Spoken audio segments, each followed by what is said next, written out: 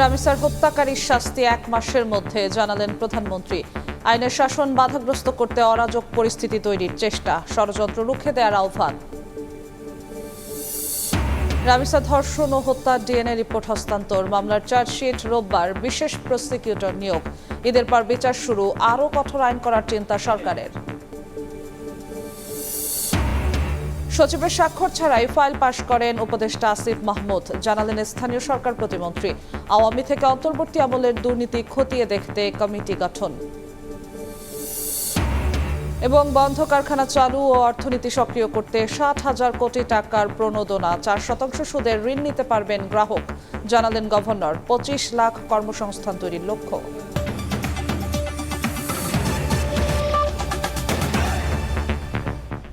প্রবাসী সময়ের সঙ্গে আছি আমি জিন্নাতা রাজস্বা। পল্লবীতে 7 বছরের শিশু রামিসাকে ধর্ষণ ও হত্যার বিচার 1 মাসের মধ্যে নিশ্চিত করার প্রতিশ্রুতি দিয়েছেন প্রধানমন্ত্রী তারেক রহমান। ময়মনসিংহে নজরুল জন্ম জয়ন্তীর অনুষ্ঠান উদ্বোধন করে তিনি আরও বলেন, মানুষের অধিকার কেড়ে নেওয়ার সঙ্গে মূল্যবোধও বিনষ্ট করে দিয়েছে দীর্ঘ ফ্যাসিবাদী শাসন। জাতীয় কবি কাজী নজরুল ইসলামের 127তম জন্মবার্ষিকী 25শে মে। এই উপলক্ষে সারা দেশে পালিত হবে নজরুল জন্ম জয়ন্তী। কবি নজরুলের স্মৃতি বিজড়িত ময়মনসিংহের ত্রিশালে একদিনের সফরে এসে জন্ম জয়ন্তী অনুষ্ঠানের উদ্বোধন করেন প্রধানমন্ত্রী তারেক রহমান। এ সময় সঙ্গে ছিলেন কবির নাতনি খিলখিল কাজী। তার চির অম্লান স্মৃতির প্রতি জানাই গভীর শ্রদ্ধা। জাতীয় কবির চির অম্লান স্মৃতির প্রতি শ্রদ্ধা জানিয়ে সরকার প্রধান আক্ষেপ নিয়ে বলেন, 2006 সালের পর আর ত্রিশালে জাতীয় পর্যায়ে নজরুল জয়ন্তী উদযাপন হয়নি। প্রায় 2 দশক পর আজ পুনরায় রাষ্ট্রীয়ভাবে জাতীয় কবির জন্ম জয়ন্তী আয়োজন করতে পেরে সরকার গৌরব বোধ করছে। প্রধানমন্ত্রীর বক্তব্যে উঠে আসে সাম্প্রতিক প্রসঙ্গ। পল্লবীতে 7 বছরের শিশু রামিসাকে ধর্ষণ ও হত্যার বিচার 1 মাসের মধ্যে নিশ্চিত করার প্রতিশ্রুতি দেন তারেক রহমান। বলেন, দীর্ঘ ফ্যাসিবাদী শাসন শুধু মানুষের অধিকার কেড়ে নেয়নি, নষ্ট করে দিয়েছে মূল্যবোধও। এই ধরনের শিশু নির্যাতন বা নারী নির্যাতন বর্তমান সরকার কোনোভাবেই মেনে নেবে না। বর্তমান সরকার রামিসার এই হত্যাকারীর সর্বোচ্চ শাস্তি ইনশাল্লাহ আগামী 1 মাসের মধ্যে নিশ্চিত করবে এবং সেই সর্বোচ্চ শাস্তি হচ্ছে মৃত্যুদণ্ড। নিরাপদ সমাজ গড়তে আইনের শাসন প্রতিষ্ঠার জোর দিয়ে জাতীয় জীবনে আবহমানকালের ধর্মীয়, সামাজিক ও সাংস্কৃতিক মূল্যবোধ পুনর্জাগরণের তাগিদ দেন সরকার প্রধান। আমাদের জাতীয় জীবনে পুনরায় বাংলাদেশের আবহমানকালের ধর্মীয়, সামাজিক, সাংস্কৃতিক মূল্যবোধের পুনর্জীবন ঘটাতে হবে। এক্ষেত্রেও কবি কাজী নজরুল ইসলামের জীবন এবং কর্ম আমাদের জন্য প্রাসঙ্গিক। এ সময় ত্রিশালকে নজরুল সিটি হিসেবে গড়ে তুলতে সম্ভাব্যতা যাচাইয়ে সংস্কৃতি ও পর্যটন বিভাগকে নির্দেশ দেন প্রধানমন্ত্রী। ছড়িয়ে দেওয়া প্রয়োজন। ইমরুল হাসান, সময় সংবাদ, ত্রিশাল, ময়মনসিংহ। এর আগে ময়মনসিংহের ত্রিশালে ধরার খাল পুনঃখনন কর্মসূচির উদ্বোধনের পর সমাবেশে প্রধানমন্ত্রী বলেন, আইনের শাসন বাধাগ্রস্ত করতে রাস্তায় নেমেছে একটি গোষ্ঠী। 5 আগস্টের বিতাড়িতদের সঙ্গে একটি দলের আঁতাত করে সরকারের পরিকল্পনা ভেস্তে দেওয়ার ষড়যন্ত্র করছে তারা। জনগণের ভাগ্য নিয়ে ছিনিমিনি খেলার বিষয়ে সবাইকে সজাগ থাকতে হবে। দখলে দূষণে মৃতপ্রায় খালগুলোতে প্রাণ ফেরাতে সরকার প্রধানের নিরন্তর অভিযাত্রা। 1979 সালে ময়মনসিংহের ত্রিশালের ধরার খাল উদ্বোধন করেছিলেন শহীদ রাষ্ট্রপতি জিয়াউর রহমান। 47 বছর পর সেই খাল পুনর্খননের সূচনা করলেন প্রধানমন্ত্রী তারেক রহমান। বিএনপির অন্যতম নির্বাচনী অঙ্গীকার ছিল খাল কাটা কর্মসূচি চালু করার। প্রতিশ্রুতি বাস্তবায়নে নিজেই কোদাল হাতে নেতৃত্ব দিচ্ছেন প্রধানমন্ত্রী তারেক রহমান। সাধারণ মানুষের প্রত্যাশা, এর ফলে প্রাণ ফিরে পাবে প্রান্তিক অঞ্চলের খালগুলোয়। নতুন বিপ্লব হবে কৃষিতে। পরের সমাবেশে মিরপুরে পৈশাচিকতার শিকার শিশু রামিসা হত্যাকাণ্ডের বিচারের বিষয়ে প্রধানমন্ত্রী বলেন, আইনের শাসনকে বাধাগ্রস্ত করতে রাস্তায় নেমেছে একটি গোষ্ঠী। কিছু সংখ্যক মানুষ একটা পরিস্থিতি তৈরি করার চেষ্টা করছে, রাস্তাঘাট বন্ধ করে দিচ্ছে, যানবাহন চলাচল বন্ধ করে দিচ্ছে। আপনারা কি মনে করেন, প্রথমে কি আইনের শাসনকে তারা বাধাগ্রস্ত করছে না? আইনকে আইনের মতন কি চলতে দিচ্ছে? দিচ্ছে না। সরকারের নেয়া নানা পদক্ষেপ তুলে ধরে তারেক রহমান বলেন, বিএনপির পরিকল্পনা ভেস্তে দিতে তৎপর হয়েছে কিছু মানুষ। অন্তর্বর্তীকালীন সরকার যখন ক্ষমতায় ছিল সেই সময় আমরা দেখেছি দেশে কয়েকটি দুঃখজনক এরকম অন্যায় ঘটেছে। আজকে যেই সকল ব্যক্তিরা হইচই করছে, রাস্তা অবরোধ করছে, বড় বড় কথা হচ্ছে, সেদিন কিন্তু তাদেরকে আমরা মাঠে দেখিনি। তাহলে কি আমরা ধরে নেব আজকে যেহেতু জনগণকে 12 তারিখের নির্বাচনে বাংলাদেশের জনগণ যেহেতু বিএনপিকে ভোট দিয়ে সরকার গঠন করতে ক্ষমতা দিয়েছে, সেই জন্যই তাদের জ্বালা হচ্ছে এবং এই জ্বালার কারণেই তারা এই সব কর্মকাণ্ড করছে। প্রধানমন্ত্রী বলেন, জনগণের ভাগ্য নিয়ে যারা ছিনিমিনি খেলছে তাদের ব্যাপারে সজাগ থাকতে হবে। যারা অরাজকতা সৃষ্টি করতে চাইছে খবর নিয়ে দেখেন, ওই 5 আগস্টে যারা বিতাড়িত তাদের সাথে এরা তলে তলে আবার খাতির শুরু করেছে। তাদের সাথে আবার নতুন কয়েকটি লেজও গজিয়েছে, সুন্দর ছোট ছোট লেজও গজিয়েছে। তাদের ব্যাপারে বাংলাদেশের মানুষকে সজাগ থাকতে হবে। দেশের মানুষের ভাগ্য উন্নয়নে 40 কোটি হাতকে এক হয়ে কাজ করার আহ্বান জানান সরকার প্রধান। এসে বিভ্রান্ত ইমরুল আহসান, সময় সংবাদ, ত্রিশাল, ময়মনসিংহ। রামিসা ধর্ষণ ও হত্যা মামলার ডিএনএ রিপোর্ট হস্তান্তর করেছে সিআইডি। রোববার আদালতে চার্জশিট জমা দেবেন তদন্ত কর্মকর্তা। নিয়োগ দেওয়া হয়েছে বিশেষ প্রসিকিউটর। ঈদের পরই বিচার শুরু হবে বলে জানিয়েছেন আইনমন্ত্রী। আর তথ্যমন্ত্রী বলেছেন, ধর্ষণের মতো অপরাধ দূর করতে কার্যকর আইন করার উদ্যোগ নেবে সরকার। শিশু রামিসার ধর্ষণ ও নৃশংস হত্যার ঘটনায় স্তম্ভিত পুরো দেশ। ভুক্তভোগী পরিবারের সঙ্গে সাক্ষাৎ করে দ্রুত ন্যায় বিচার নিশ্চিতের আশ্বাস দিয়েছেন স্বয়ং প্রধানমন্ত্রী। এই হত্যা মামলায় ডিএনএ রিপোর্ট হস্তান্তর করেছে সিআইডি। রোববার চার্জশিট দেওয়া হবে বলে জানিয়েছেন তদন্ত কর্মকর্তা। রামিসা ধর্ষণ ও হত্যা মামলায় বিশেষ প্রসিকিউটর নিয়োগ দিয়েছে আইন মন্ত্রণালয়। শনিবার রাজধানীতে এক অনুষ্ঠানে আইনমন্ত্রী জানান, এ মামলার বিচার এমনভাবে হবে যেন জনমনে প্রশ্ন না ওঠে। ত্বরান্বিত করার জন্য প্রসিকিউশনের পক্ষ থেকে যতটা ডিউ ডিলিজেন্স দেখানো সম্ভব, সাধারণ জনগণ, দেশে বিদেশে মানুষ এই বিচার শেষ করতে যতটা প্রত্যাশা করে সেই প্রত্যাশা পূরণ করতে আমরা সক্ষম হব।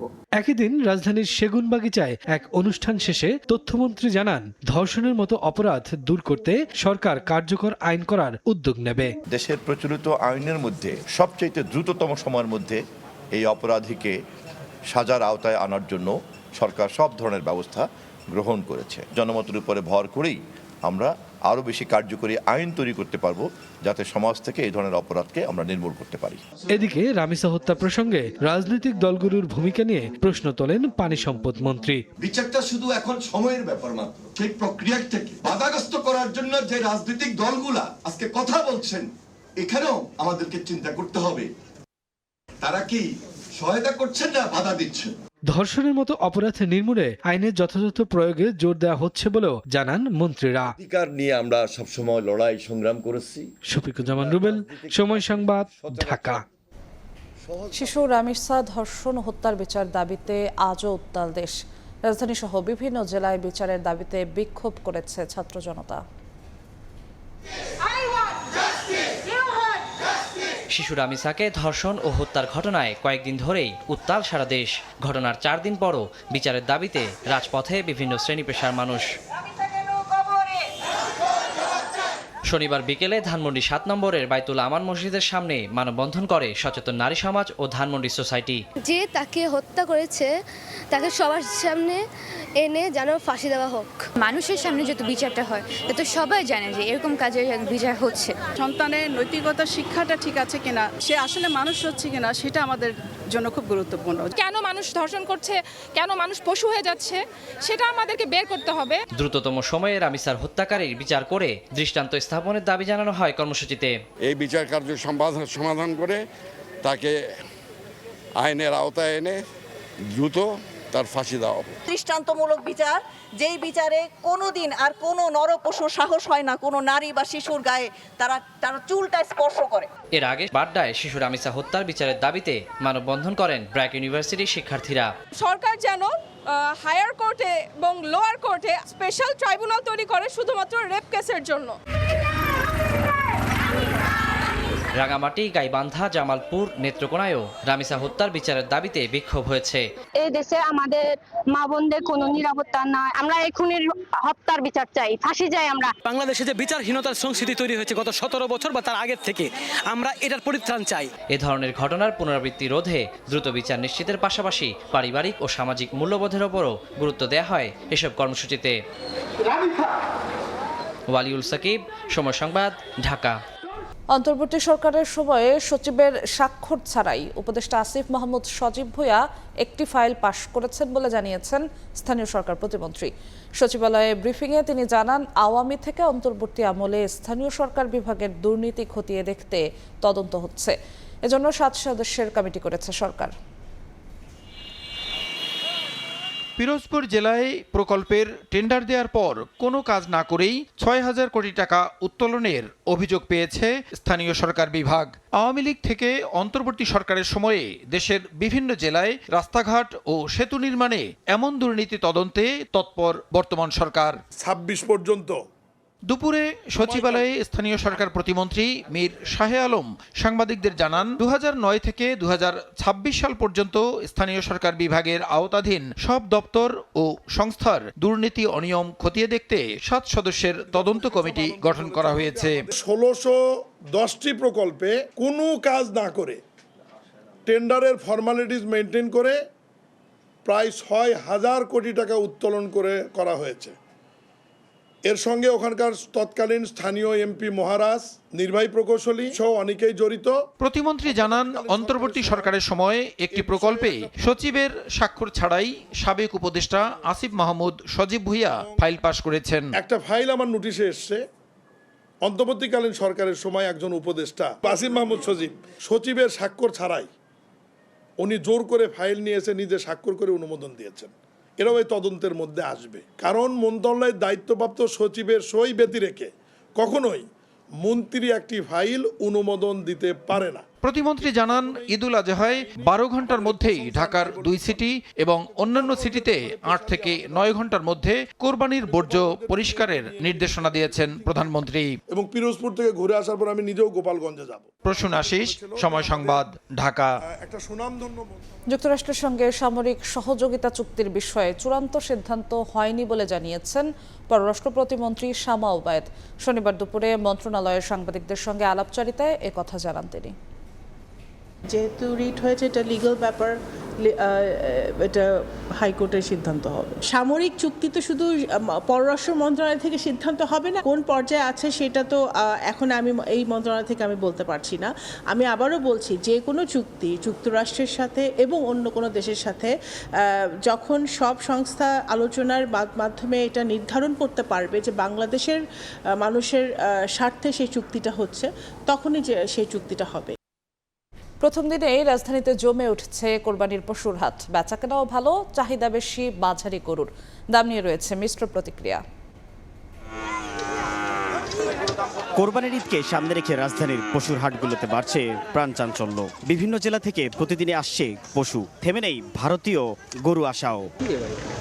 হাটে পর্যাপ্ত পশু থাকলেও দাম তুঙ্গে বলে দাবি ক্রেতাদের। সামর্থ্যের মধ্যে অনেকে কিনে নিচ্ছেন পছন্দের পশু, কেউ আবার ঘুরপাক খাচ্ছেন অতিরিক্ত দামের গণ্ডিতে। কাস্টমার অনেক কম, গরু অনেক কম, ব্যাপারীরা বেশি দাম চাচ্ছে। এখনো ঘুরে ঘুরে দেখলাম দাম অনেক চড়া চাইতেছে, বাজার অনেক গরম। একদমই শেষ করতে বুঝছেন, 45,000 চাইছে, আমি 500 টাকা 40,000 দিয়েছিলাম, মানে নাই। বিক্রেতারা বলছেন পুরোপুরি হাট জমতে কিছুটা সময় লাগবে, তবে হাটে ভারতীয় গরুর উপস্থিতি ফেলেছে ভাবনায়।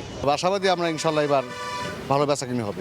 রাজধানীর গাবতলী পশুরহাট পরিদর্শনে এসে মৎস্য প্রাণী সম্পদ প্রতিমন্ত্রী জানান, দেশীয় খামারিদের সুরক্ষায় চোরাই পথে পশু আসা ঠেকাতে তৎপর বিজিবি সহ আইন শৃঙ্খলা বাহিনী। আমাদের জায়গা থেকে সর্বোচ্চ চেষ্টা করব অনিয়মগুলি দূর করার জন্য এবং সঠিকভাবে যাতে পরিচালিত হয়, সবাই যাতে উপকৃত হয়, সেই ব্যাপারে সেবা দেওয়ার ক্ষেত্রে আমরা মৎস্য প্রাণী সম্পদ মন্ত্রণালয়ের পক্ষ থেকে এখানে অধিদপ্তরের ডিজি সহ কর্মকর্তারা রয়েছেন। অনিয়ম ও জাল টাকা প্রতিরোধেও সরকারের বিভিন্ন সংস্থা হাটে হাটে তৎপর রয়েছে বলে জানান প্রতিমন্ত্রী। সাইফুল ইসলাম, সময় সংবাদ, ঢাকা। ঈদযাত্রার স্বস্তি নিয়ে রাজধানী ছাড়ছে নগরবাসী। সময় মেনে ছাড়ছে ট্রেন, নেই অতিরিক্ত যাত্রীর চাপ। সড়ক পথেও দেখা গেছে স্বস্তি। লম্বা হুইসেল বাজিয়ে ইট কাঠ আর যান্ত্রিক জীবন থেকে একটু বিরতি নিতে ছুটে চলেছে ট্রেন। শেকড়ের সঙ্গে ঈদ উদযাপনের স্বপ্নে তাতে উঠে বসেছেন হাঁপিয়ে ওঠা মানুষ। ঈদ যাত্রার প্রথম দিনে কমলাপুর রেল স্টেশনে নেই চিরচেনা সেই ভিড়। প্রতিটি ট্রেনই ফাঁকা। সরকারি ছুটি শুরু না হওয়ায় যাত্রাপথের বিড়ম্বনা এড়াতে অনেকেই আগেভাগে পরিবার পাঠিয়ে দিচ্ছেন গ্রামে। ঈদের সময় প্রচণ্ড জ্যাম হয় ও প্রচণ্ড ভিড় হয়, এই জন্য ফ্যামিলিটিকে আগে পাঠিয়ে দেওয়া। আগে যাচ্ছি যাতে পরে আমাদের ভোগান্তিতে না পড়তে হয়। পূর্বাঞ্চলের তুলনায় উত্তরবঙ্গের ট্রেনগুলোতে যাত্রীচাপ কিছুটা থাকলেও প্রতিটি ট্রেনই ছেড়েছে সময় মতো। বাড়ি যাব, সবার সাথে দেখা করব। ট্রেন মোটামুটি অনেকটাই ফাঁকা, ভালোভাবে যাইতে পারবো। রেলপথ মন্ত্রণালয়ের সচিব জানান, এবার শিডিউল বিপর্যয় ঠেকাতে নেওয়া হয়েছে সর্বোচ্চ প্রস্তুতি, দেয়া হচ্ছে যাত্রী নিরাপত্তায় জোর। আসন্ন এই ঈদুল আজহার এই যাত্রাতে আমরা কোনো রকমের শিডিউল বিপর্যয়ের আমরা সম্ভাবনা দেখছি না। এদিকে সড়ক পথেও রাজধানী ছাড়তে শুরু করেছেন ঘরমুখো মানুষ। রাজধানীর মহাখালী, গাবতলী ও সায়েদাবাদ বাস টার্মিনালে ঘরমুখো মানুষের বাড়তি ভিড় দেখা যায়। যানজট অনেক বেশি, টিকিট কাটতে মোটামুটি ভালোই একটা হ্যাসেলে পড়া লাগতেছে। ঈদের ছুটির পরে সরকারি ছুটি হলে বাড়তি চাপ বাড়বে। ঈদ যাত্রা নির্বিঘ্ন রাখতে বাস টার্মিনাল ও মহাসড়কে যাত্রী নিরাপত্তা নিশ্চিত করতে কাজ করছে পুলিশ, র্যাব সহ আইন শৃঙ্খলা বাহিনীর বিভিন্ন সংস্থা। নাজমুস সালেহী, সময় সংবাদ, ঢাকা। ঈদযাত্রায় ঘাট ছাড়া কাউকে লঞ্চে উঠতে দেয়া হবে না বলে জানিয়েছে কোস্টগার্ডের মহাপরিচালক রিয়ার অ্যাডমিরাল মোহাম্মদ জিয়াউল হক। শনিবার দুপুরে সদরঘাট লঞ্চ টার্মিনাল পরিদর্শন শেষে সাংবাদিকদের তিনি কথা জানান। বলেন, দুর্ঘটনা ও অপ্রীতিকর ঘটনা রোধে দীর্ঘ পরিকল্পনা করে সব বাহিনী একসঙ্গে কাজ করবে। যে কোনো মূল্যে নিরাপদ রাখা হবে ঈদযাত্রা। শুধু ঘাটে নয়, নদীর বিভিন্ন পয়েন্টেও থাকবে কোস্ট গার্ডের টহল।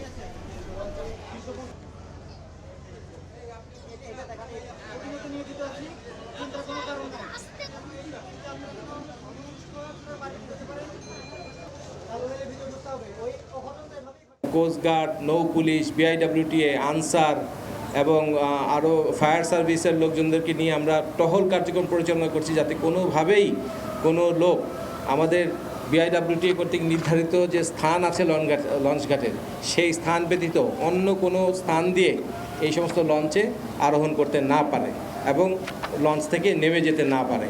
সড়কে একদিনে ঝরল 15 প্রাণ। কুষ্টিয়ায় ট্রাকের সঙ্গে মুখোমুখি সংঘর্ষে বাস উল্টে খাদে পড়ে 4 জন নিহত হয়েছেন। যশোরে যানবাহনের ত্রিমুখী সংঘর্ষে প্রাণ হারিয়েছেন 4 জন। এছাড়া 4 জেলায় মৃত্যু হয়েছে আরও 7 জনের।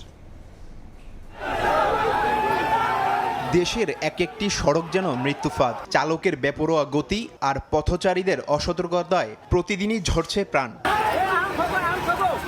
কুষ্টিয়া থেকে বালু বোঝাই ট্রাক রাজবাড়ির পাংশায় যাওয়ার পথে খোকসা এলাকায় একটি যাত্রীবাহী বাসের সঙ্গে মুখোমুখি সংঘর্ষ হয়। এতে বাসটি উল্টে রাস্তার পাশে পুকুরে পড়ে যায়। এতে 4 জন নিহত হন, আহত হন অনেকে। তাদের মধ্যে বেশ কয়েকজনের অবস্থা আশঙ্কাজনক। যশোর খুলনা মহাসড়কের চাউলিয়া তেল পাম্পের কাছে খুলনা থেকে যশোরগামী একটি দ্রুতগতির পাওয়ার ট্রাক প্রথমে একটি ভ্যানকে ধাক্কা দেয়, পরে সেটি ইজি বাইককে ধাক্কা দিলে ত্রিমুখী সংঘর্ষ হয়। এতে ঘটনাস্থলেই 3 জন নিহত হন। ট্রাক চালককে আটক করেছে পুলিশ। দিনাজপুরের ঘোড়াঘাটের রানীগঞ্জ বাজার এলাকায় একটি ট্রাক মোটরসাইকেলকে চাপা দেয়। এতে ঘটনাস্থলেই এক মোটরসাইকেল আরোহী নিহত হন। আহত অবস্থায় 2 জনকে উদ্ধার করে হাসপাতালে নেয়ার পথে তাদেরও মৃত্যু হয়। এ ঘটনায় ট্রাক জব্দ হয়, হেলপারকে আটক করেছে পুলিশ। ড্রাইভার পলাতক আর হেলপারকে আটক করে নিয়ে আসা হয়েছে। আমাদের হেফাজতে আছেন ট্রাক এবং হেলপার। অবস্থা প্রক্রিয়াধীন। পরিবার পক্ষ থেকে আমরা অভিযোগ নিয়ে মামলা প্রক্রিয়াধীন ব্যবস্থা হচ্ছে। এদিকে গাজীপুরের ঢাকা টাঙ্গাইল মহাসড়কের কালিয়াকৈরে গোয়ালবাতান এলাকায় বাস পেছন থেকে পিকআপকে ধাক্কা দেয়। এ সময় রাস্তার রেলিংয়ের সঙ্গে ধাক্কা লেগে পিকআপের সামনের অংশ দুমড়ে মুচড়ে যায়। নিহত হন চালক। তারিফ রহমান, সময় সংবাদ। ভোলায় আকস্মিক ঘূর্ণিঝড়ে অর্ধ শতাধিক ঘরবাড়ি ক্ষতিগ্রস্ত হয়েছে। শনিবার দুপুরে সদর উপজেলার গুপ্তমুন্সি গ্রামে হঠাৎ ঘূর্ণিঝড়ে আঘাত হানে। কয়েক মিনিটের ঝড়ে বিদ্যুতের খুঁটি ও গাছ উপড়ে পড়ে। 10টি ঘর সম্পূর্ণ, অর্ধ শতাধিক বাড়িঘর আংশিক ক্ষতিগ্রস্ত হয়েছে।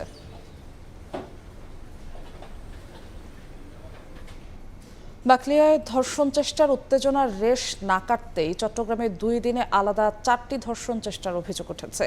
এসব ঘটনায় 4 আসামিকে আদালতের মাধ্যমে কারাগারে পাঠিয়েছে পুলিশ। নির্যাতিতদের দেখতে চট্টগ্রাম মেডিকেলের ওয়ান স্টপ সার্ভিস যান সিটি মেয়র। কর্মজীবীদের সন্তানের জন্য ডে কেয়ার সেন্টার স্থাপনের ঘোষণা দেন তিনি। চট্টগ্রাম নগরীর বাকলিয়ায় 4 বছরের শিশু ধর্ষণ চেষ্টার উত্তেজনার রেশ না কাটতেই গত 2 দিনে 4টি শিশু ধর্ষণ চেষ্টা। শুক্রবার রাত 11টার দিকে নগরীর খুলশীর আমবাগান এলাকায় 2 মেয়ে শিশুকে ধর্ষণ চেষ্টার অভিযোগ উঠে মসজিদের মুয়াজ্জিনের বিরুদ্ধে।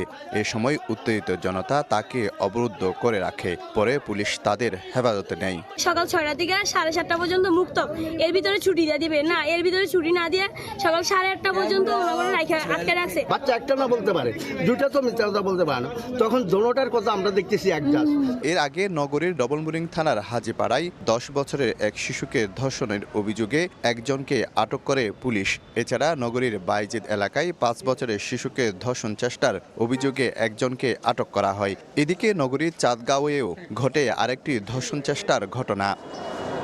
নির্যাতিত শিশুকে দেখতে শুক্রবার চট্টগ্রাম মেডিকেলে যান সিটি মেয়র। চিকিৎসা সহ পরিবারকে সহায়তার কথা জানিয়ে সিটি কর্পোরেশনের পক্ষ থেকে ডে কেয়ার সেন্টার করার ঘোষণা দেন মেয়র। প্রথমে একটা বড় ডে কেয়ার সেন্টার আমরা করব, যাতে করে চট্টগ্রামের 15টি থানার এই ধরনের ছোট বাচ্চাদেরকে তারা সেখানে দিয়ে যায় এবং চট্টগ্রাম সিটি কর্পোরেশন ইনশাআল্লাহ আমি আপনাদের কথা দিচ্ছি এই ডে কেয়ার সেন্টার আমি করে দেব। গার্মেন্টস মালিকরা কিন্তু চাইলে তাদের জন্য একটা আবাসন অথবা তাদের ডে কেয়ার সেন্টার করতে পারে। আইন সংশোধন করে এই ধরনের পাষণ্ড তাদেরকে ফাঁসির কাছে তাদের ঝুলাতে হবে এবং ওপেন তাদের ঝুলাতে হবে, যাতে করে এই ধরনের সাহস আর কেউ না পায়। এদিকে 4টি ধর্ষণ চেষ্টার ঘটনায় 4 জনকে কারাগারে পাঠিয়েছে আদালত। শফিকুল আলম, সময় সংবাদ, চট্টগ্রাম। রাশিয়া ইউক্রেন যুদ্ধে মাইন বিস্ফোরণে নিহত জাহাঙ্গীর হোসেনের গ্রামের বাড়ি কিশোরগঞ্জে চলছে মাতম। সচ্ছলতার আশায় বিদেশে পাড়ি জমিয়ে দালালের খপ্পরে পড়ে যুদ্ধে যোগ দিতে বাধ্য হন জাহাঙ্গীর। তার মৃত্যুতে শোকে স্তব্ধ পরিবার। মরদেহ দেশে ফিরিয়ে আনতে সরকারের সহযোগিতা চেয়েছে পরিবার।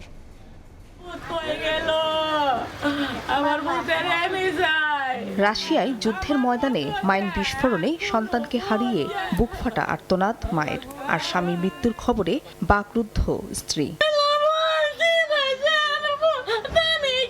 সংসারে সচ্ছলতা ফেরাতে 4 ফেব্রুয়ারি জমি বন্ধক এবং ধার দেনা করে 8 লাখ টাকা খরচে কিশোরগঞ্জের করিমগঞ্জের কান্দাইল বাগপাড়া গ্রামের বাবাহারা ছেলে জাহাঙ্গীর হোসেনকে রাশিয়া পাঠিয়েছিলেন মা জাকিয়া বেগম। কিন্তু সেখানে দালালের খপ্পরে পড়ে 2 সপ্তাহ আগে যোগ দিতে বাধ্য হন রুশ সেনাবাহিনীতে। হঠাৎ তার মৃত্যুর সংবাদে পরিবারের উপর আকাশ ভেঙে পড়ে। জাহাঙ্গীরের মরদেহ দেশে ফিরিয়ে আনতে সরকারের সাহায্য চেয়েছেন স্বজনরা। আবিকে বলছে যে আমাদের যুদ্ধতে নিয়ে যেতেছে ফ্রন্টে, আমি বাঁচবো কিনা জানি না।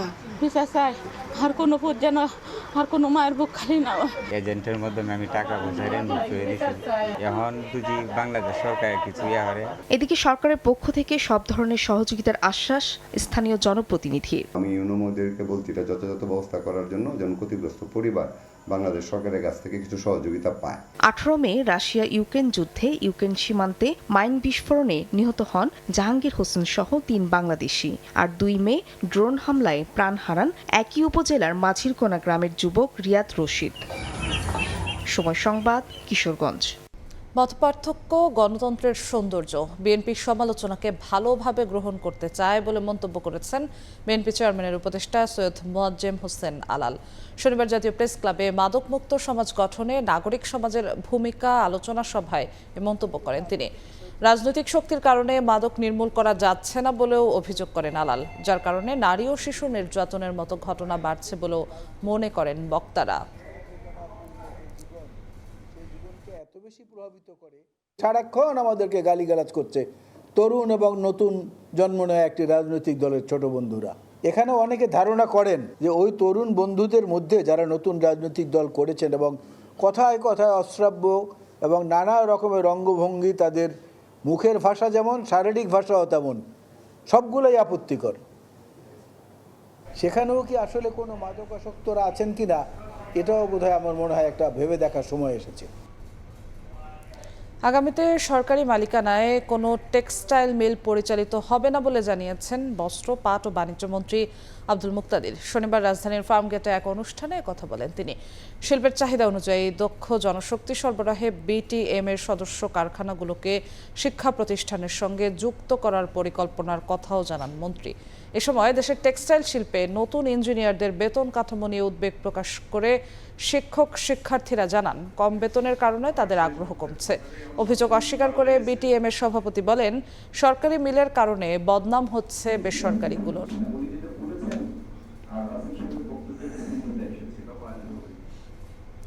বন্ধ কারখানা চালু, কর্মসংস্থান সৃষ্টি ও রফতানি বাড়াতে 60,000 কোটি টাকার প্রণোদনা ঘোষণা করেছে বাংলাদেশ ব্যাংক।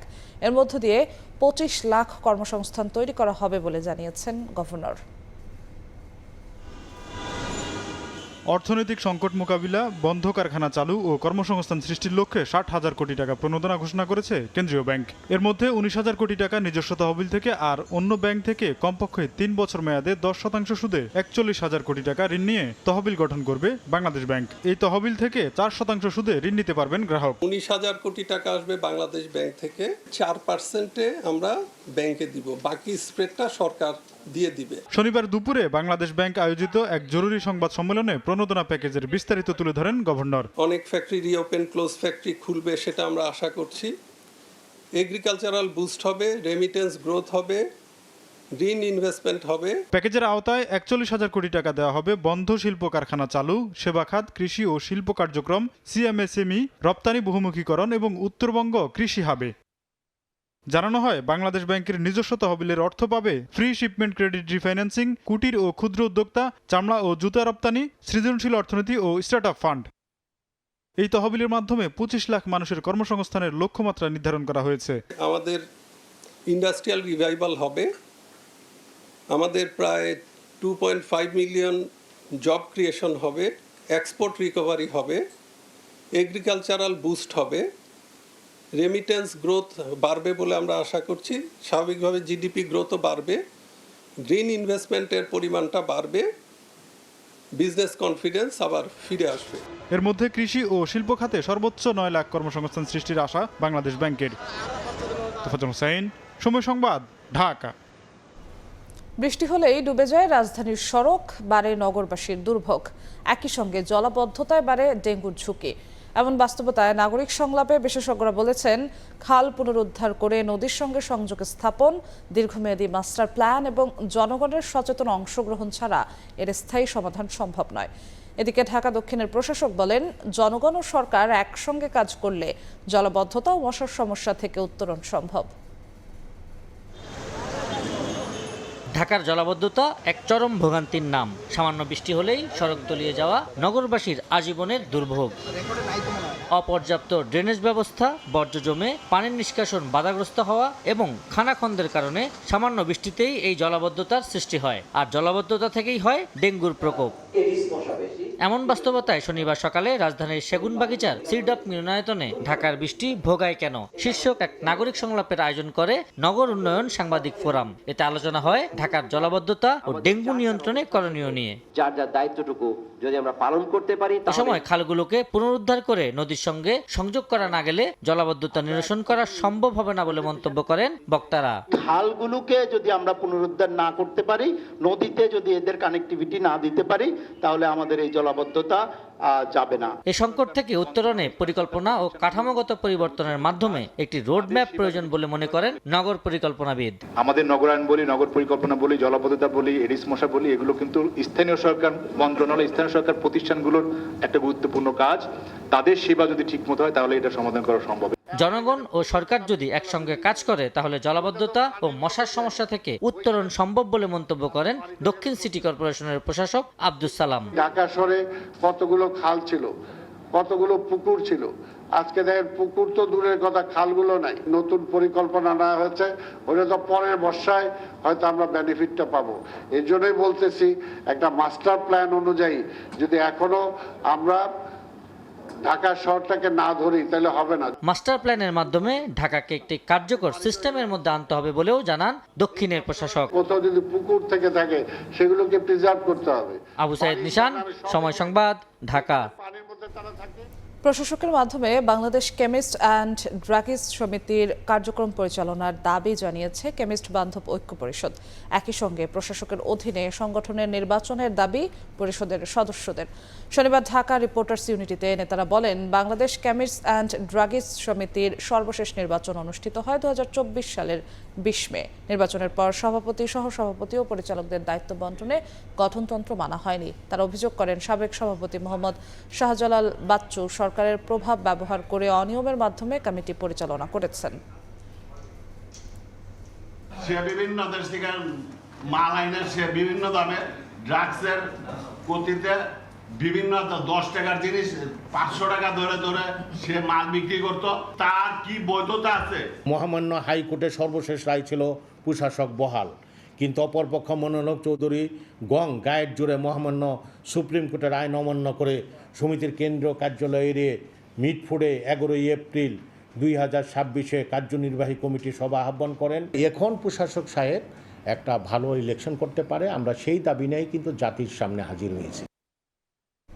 দেশে প্রতি বছর নতুন করে কয়েক হাজার ফিস্টুলা রোগী তৈরি হচ্ছে। এমন পরিস্থিতিতে 2030 সালের মধ্যে এই রোগ নির্মূলে কাজ করছে সরকার। আন্তর্জাতিক প্রসবকালীন ফিস্টুলা নির্মূল দিবস উপলক্ষে সভার আয়োজন করে স্বাস্থ্য মন্ত্রণালয়। এতে ফিস্টুলার বর্তমান পরিস্থিতি, জাতীয় অগ্রগতি, প্রতিবন্ধকতা ও ভবিষ্যৎ কৌশল নিয়ে আলোচনা করেন বক্তারা।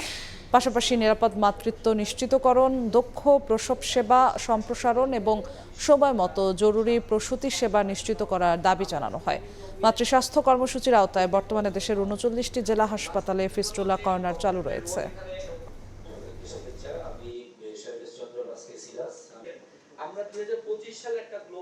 মানুষের মধ্যে অ্যাওয়ারনেস ক্রিয়েশন।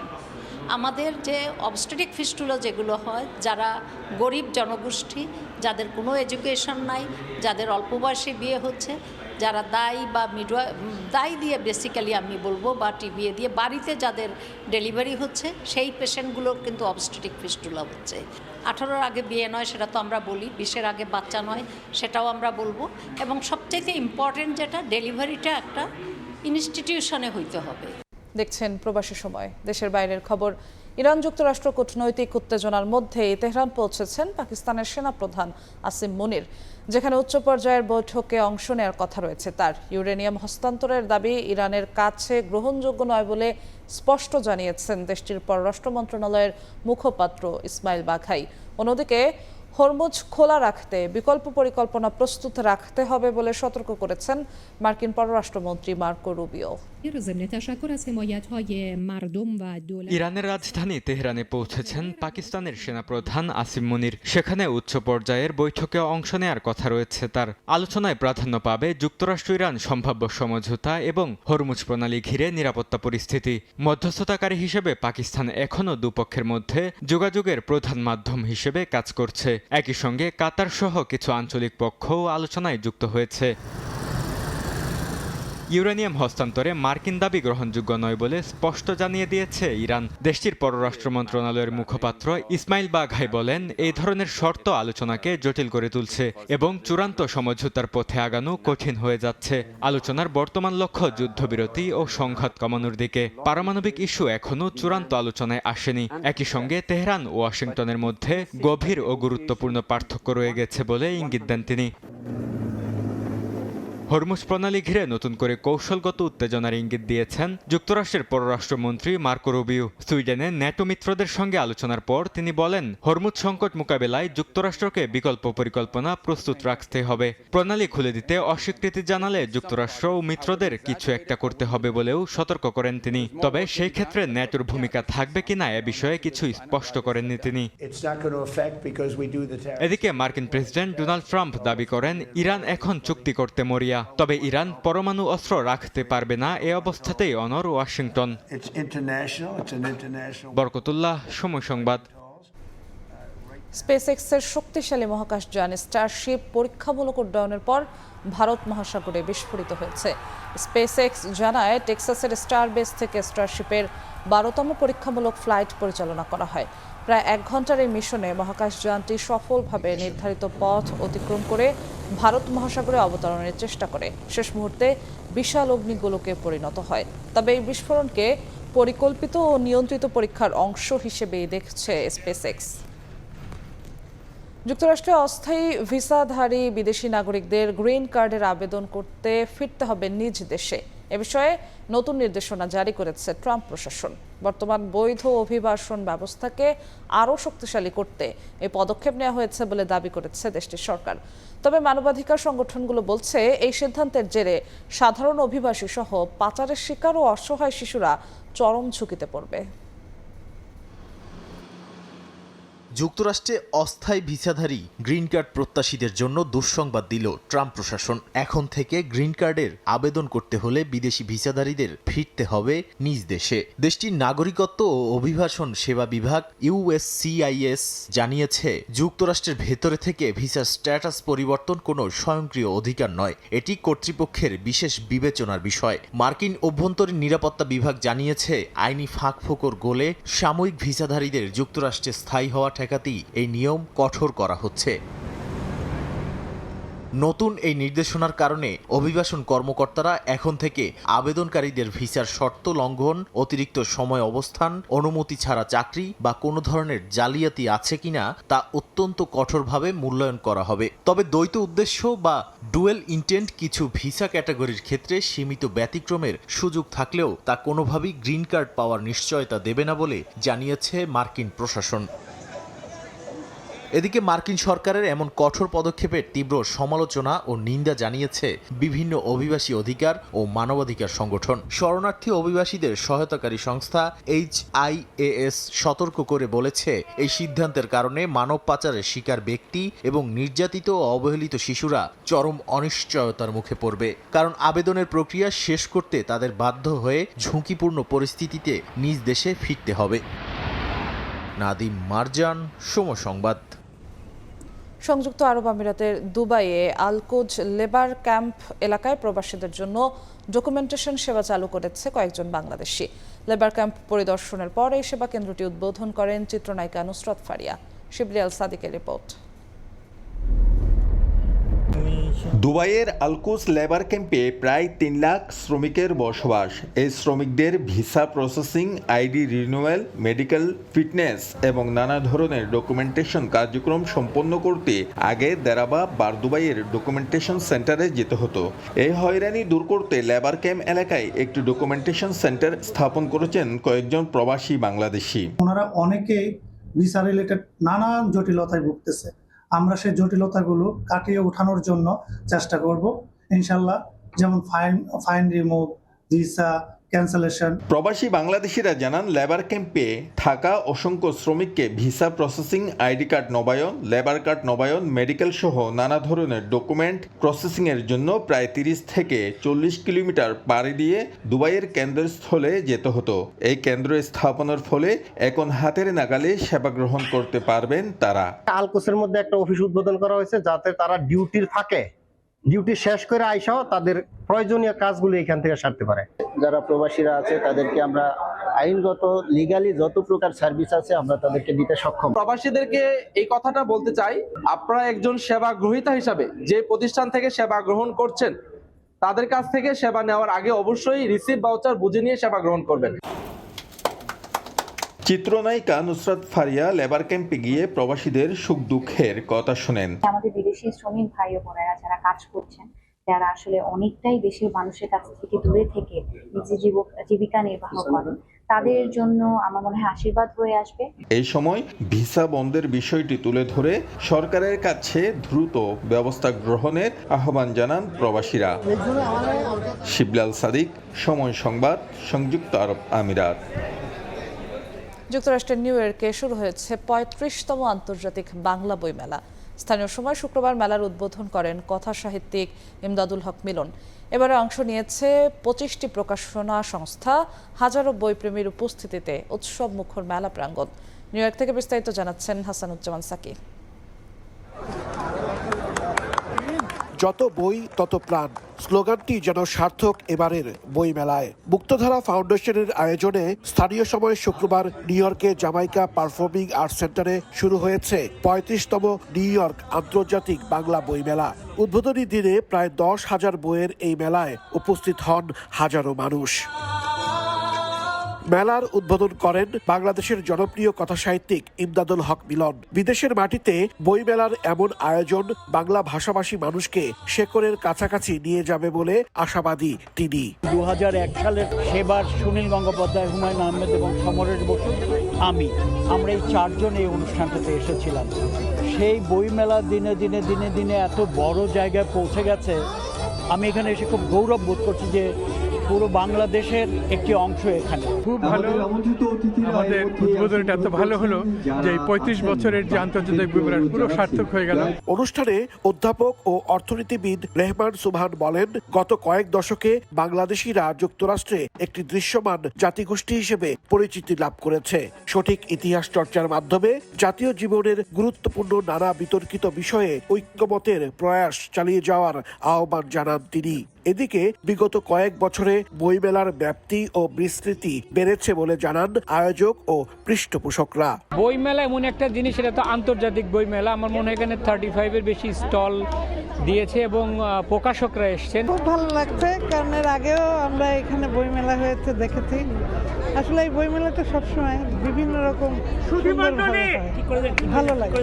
মনে হয় যে বাংলাদেশ থেকে একটি অনুষ্ঠানটা হচ্ছে, একটা গান গাইবো, সেটা পরিপূর্ণতা নিয়ে এদিন বাংলা সাহিত্যের 3 দিকপাল মহাশ্বেতা দেবী, আবুল কালাম শামসুদ্দিন ও ইতিহাসবিদ তপন রায় চৌধুরীর জন্ম শতবর্ষ উপলক্ষে তাদের স্মৃতির প্রতি শ্রদ্ধা জানানো হয়। মেলায় নাচ, গান ও আবৃত্তির আয়োজনও করা হয়। বইমেলার প্রথম দিন বেচাকেনা কিছুটা কম হলেও আগামী 3 দিন ভালো বিক্রির আশা করছেন প্রকাশকরা। মেলা চলবে 25 মে পর্যন্ত। হাসানুজ্জামান সাকি, সময় সংবাদ, নিউ ইয়র্ক।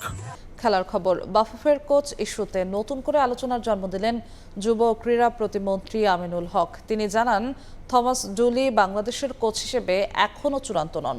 সান মারিনোর বিপক্ষে দলের পারফরমেন্স দেখে সিদ্ধান্ত নেবে বাফুফে। এছাড়া এই মার্কিন কোচকে নিয়োগ দেয়া নিয়ে সোশ্যাল মিডিয়ায় নানা সমালোচনা হলেও সেসবে গা ভাসাচ্ছে না ফেডারেশন। সবাইকে মাঠের পারফরমেন্সে নজর রাখতে বললেন সহসভাপতি ফাহাদ করিম।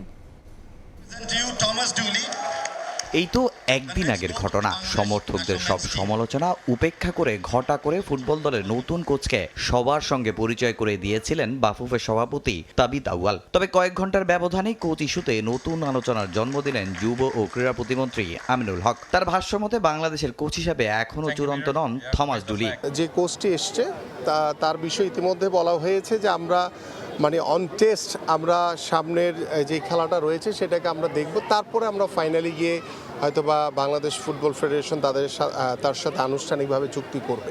ইতিমধ্যে আমাদের বাফুফে সভাপতিকে বলা হয়েছে যে আপনারা খোঁজ করতে থাকেন, যে এর চেয়েও যদি বেটার আমরা ভবিষ্যতে কাউকে পাই তাকে যাতে আমরা দ্রুত সময়ের ভিতরে আনা যায় কিনা সে বিষয়ে অলরেডি একটা নির্দেশনা দেওয়া হয়েছে। প্রতিমন্ত্রীর এমন মন্তব্যের পর একটা প্রশ্ন ঘুরপাক খাচ্ছে, একজন আন্তর্জাতিক কোচকে কি এভাবে আনা যায়? বাফুফের সঙ্গেও বা কি চুক্তি হয়েছে ডুলির? তবে সান মারিনো ম্যাচের পরীক্ষায় ডুলি পাশ করলেও বাফুফেকে কোনো আর্থিক সহযোগিতা করবে না ক্রীড়া মন্ত্রণালয়। কোলম্যানের বিষয়ে আমার কাছ থেকে সার্বিক সহযোগিতা চেয়েছিল, তো সেটাতে আমি এগ্রিও করেছিলাম। বাট থমাস ডুলির যে বিষয়টি এসছে তার বিষয়ে আমার কাছ থেকে কোনো সহযোগিতা চায়নি বাফুফে। থমাস ডুলিকে কোচ করা নিয়ে এখনও সোশ্যাল মিডিয়ায় সমালোচনা করছেন ফুটবল সমর্থকরা।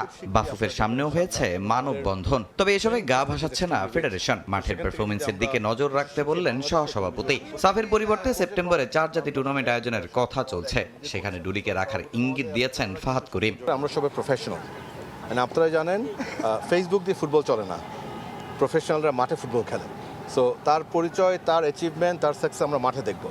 সো আমরা ফেসবুকের দিকে না তাকে আমি সবাইকে অনুরোধ করবো মাঠের দিকে তাকান। যখন কনফার্ম হলাম যে সাফ সেপ্টেম্বরে হবে না, যখন কনফার্ম হলাম চিঠি পেয়ে, তখন আমার সভাপতি মহোদয় বলেছে যে সেপ্টেম্বর উইন্ডোতে আমরা তো টিমকে ডেফিনেটলি খেলাতে হবে। সো ওনার প্রথম চয়েস বাংলাদেশে কোনো কিছু হোস্ট করার। আবার ইন দ্য মিন টাইম উনি এটাও আমাদেরকে বলেছে যে একই সাথে তোমরা বাইরেও দেখো যে বাইরে কোনো জায়গায় এরকম ট্রাই নেশন টুর্নামেন্ট হচ্ছে নাকি। এখন যেহেতু হেড কোচ সাহেব নিয়োগ হয়ে গিয়েছে, আমরা কি হোম করব না এওয়ে করব না কার সাথে খেলবো না খেলবো, ডেফিনেটলি এটা ওনার সাথে আলাপ সাপেক্ষেই হবে।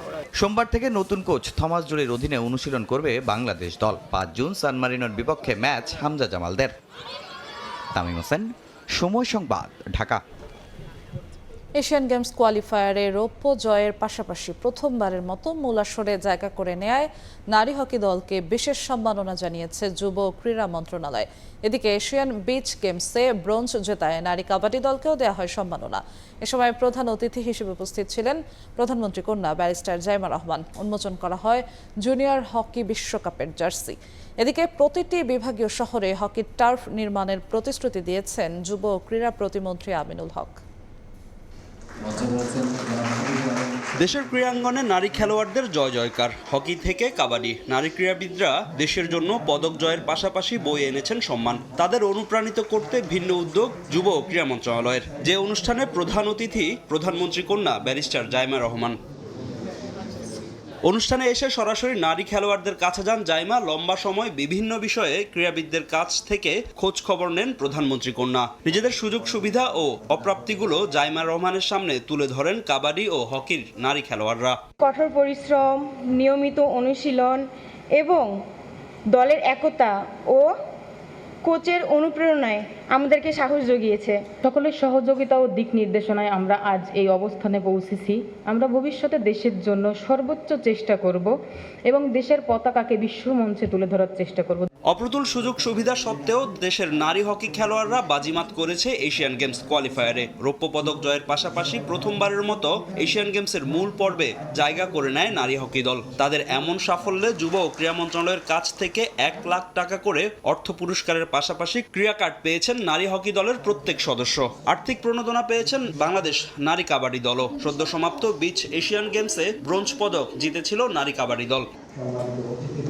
অনুষ্ঠানে যুব ও ক্রীড়া প্রতিমন্ত্রীর কাছে দেশের বিভাগীয় শহরগুলোতে হকির টার্ফ নির্মাণের দাবি জানান ফেডারেশন সভাপতি air chief marshal Hasan Mahmud Khan. মাননীয় প্রতিমন্ত্রীর দৃষ্টি আকর্ষণ করে অনুরোধ জানাতে চাই, বিভাগীয় পর্যায়ে অন্তত একটি করে ছোট টার্ফ অথবা 5-a-সাইড হকি টার্ফ স্থাপনের বিষয়টি বিশেষভাবে বিবেচনা করার জন্য। এছাড়া দেশের বিভিন্ন অঞ্চলে ব্যক্তি উদ্যোগে গড়ে ওঠা হকি প্রশিক্ষণ কেন্দ্রগুলোতে বিনামূল্যে খেলার সরঞ্জাম দেওয়ার ব্যবস্থাও করা যেতে পারে। মন্ত্রণালয়ের পক্ষ থেকে হকি খেলোয়াড়দের সরঞ্জামের পাশাপাশি বিভাগীয় শহরে 5-a-সাইড টার্ফ নির্মাণের প্রতিশ্রুতি দেন যুব ক্রীড়া প্রতিমন্ত্রী আমিনুল হক। আমরা হকির জন্য ছোট ছোট ফুটসলের মতো আমরা গ্রাউন্ড করব, যাতে আমাদের 5-a-সাইড যে হকি খেলার যে প্রবণতা বা হকি খেলার জন্য যে সুযোগ সুবিধা করা দরকার সেটুকু ইনশাআল্লাহ আমরা নিশ্চিত করব পর্যায়ক্রমে। এদিকে জাপানে অনুষ্ঠিত হতে যাওয়া জুনিয়র হকি বিশ্বকাপের জন্য জার্সি উন্মোচন করেছে জুনিয়র নারী ও পুরুষ হকি দল। হয় অফিসিয়াল ফটো সেশন। ফাহিম ইসলাম, সময় সংবাদ, ঢাকা। এ পর্যায়ে শীর্ষ সংবাদগুলো জানিয়ে দিচ্ছি আরেকবার। রামিসার হত্যাকারীর শাস্তি 1 মাসের মধ্যে জানালেন প্রধানমন্ত্রী। আইনের শাসন বাধাগ্রস্ত করতে অরাজক পরিস্থিতি তৈরির চেষ্টা, ষড়যন্ত্র রুখে দেওয়ার আহ্বান। রামিসা ধর্ষণ ও হত্যার ডিএনএ রিপোর্ট হস্তান্তর, মামলার চার্জশিট রোববার, বিশেষ প্রসিকিউটর নিয়োগ। এদের পর বিচার শুরু, আরও কঠোর আইন করার চিন্তা সরকারের।